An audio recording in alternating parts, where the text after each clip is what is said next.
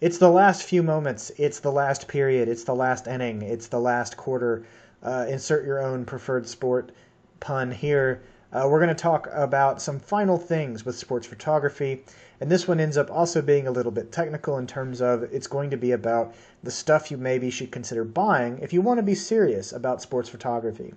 And this is whether you're really serious about doing it and only it by itself, or if you're thinking about maybe doing high school football coverage in order to make a little extra money, you can do photos as well. A really good idea is to get a monopod. You can find great quality monopods on Amazon or B&H for less than $20. They are a fancy stick with a camera mounting on the top. You can put them on the base of your camera, or if you're using a larger zoom lens, on the base of your lens. They collapse down on themselves, and it'll just help you steady things a little bit more when you're doing zoom shots so that you won't get quite as much blur. They are usually pretty lightweight. They'll fit in a camera bag very easily, and they are, for less than $20, a good investment. Speaking of, I would say it's a good idea to go ahead and get a quick release clip. These are pretty cheap as well. The way it works is you'll attach these to your monopod. You can also use them in a tripod as well. And then you attach the other half of it to your camera, and it allows you to very quickly put your camera in and out of the monopod without having to screw it on each and every time.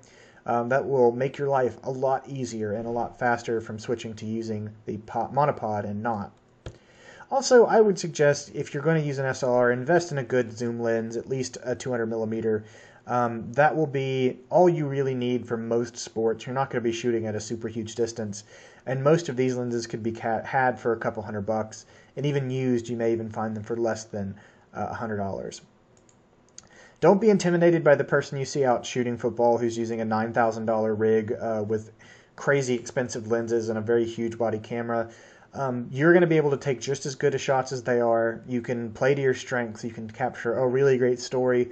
Remember, it's not the gear that makes the photographer. It is the photographer that makes the best of their gear. Although, hey, of stuff to get, if you're going to be serious about this, get yourself a dang fanny pack. And by that I mean a fanny pack style camera bag. Some of them have shoulder straps. The one on the right does. The one on the left doesn't. Either way, they wrap around your waist. You're not going to want to have to lug a camera bag around with you over your shoulder the whole time. You may look like a nerd doing this, but you're going to want just a small fanny pack that you can wrap around your waist. It will be good for your camera, spare lenses, and usually a camera rag for your to wipe your lenses off. Lens cloth, that's what I'm trying to think of. You can put some of those on there as well. This will free up your hands in a lot of ways to focus on the shooting, steadying your camera, etc. Again, you may look like a nerd, but you'll be in good company with a bunch of other photography nerds.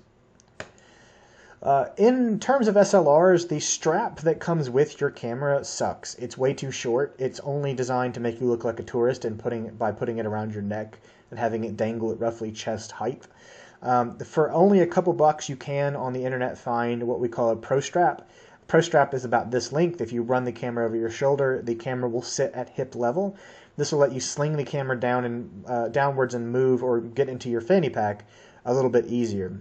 So that's a really good thing to get. They're not that expensive if you're going to do this.